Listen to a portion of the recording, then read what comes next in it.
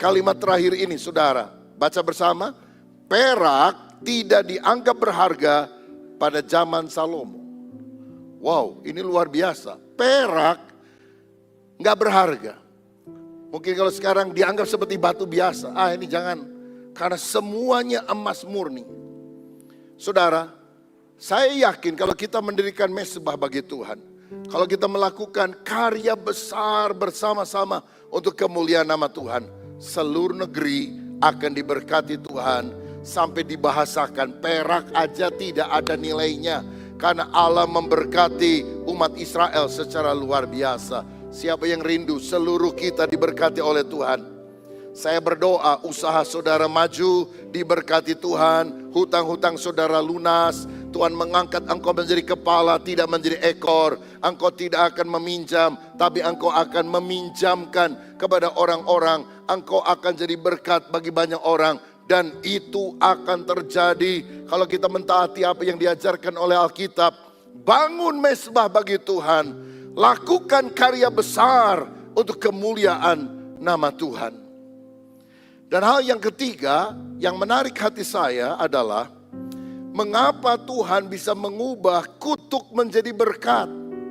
Kesialan yang dialami oleh Daud dan orang Israel karena dosa kesombongan ketika dia bertobat. Tuhan ubah menjadi sesuatu yang luar biasa pada masa itu dan kemudian hari. Karena Daud berani membayar harga.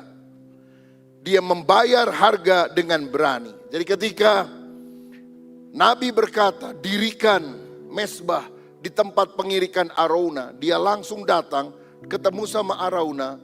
Dan dia bilang, ini ladang kamu? Iya. Berapa biayanya? Saya mau bayar. Lalu Arauna bilang, engkau adalah raja. Seluruh kerajaan ini adalah milikmu. Ambil saja. Ambil saja. Apalagi saya tahu bahwa ini adalah sangat penting untuk menghentikan tulah wabah yang ada. Ambil saja, gratis. Sampai hari ini ada banyak orang Kristen senang gratisan, saudara-saudara. Ya, kalau bisa gratis, mengapa mesti bayar? Begitu. Tapi lihat sikap Daud. Daud adalah orang yang tidak mau gratisan. Dia bilang, bukan, aku nggak mau gratis. Aku mau bayar. Aku mau bayar dengan harga yang mahal. Karena aku tidak mau mempersembahkan sesuatu kepada Tuhan dengan tidak membayar apa-apa. Saya melihat mengapa Daud diberkati Tuhan. Karena dia punya hati yang rela berkorban.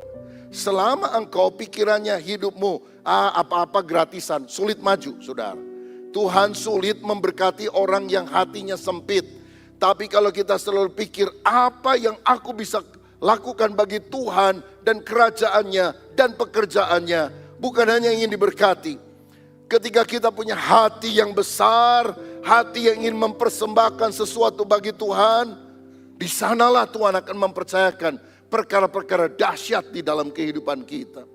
Mulai dari hati, tidak boleh miskin, sempit, tapi harus punya hati yang kaya. Saudara, kalau kita baca dalam 1 Korintus 6 ayat 9 dan 10, ada beberapa dosa yang dijabarkan. Dan orang mesti bertobat kalau enggak masuk neraka. Hati-hati. Saya bacakan. Atau tidak tahukah kamu bahwa orang-orang yang tidak adil tidak akan mendapat bagian dalam kerajaan Allah.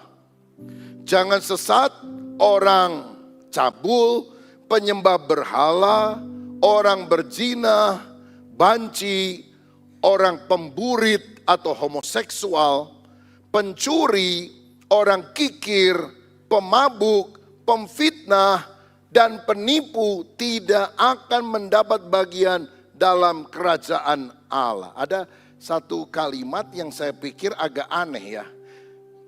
Orang kikir tidak mendapat bagian dalam kerajaan Allah.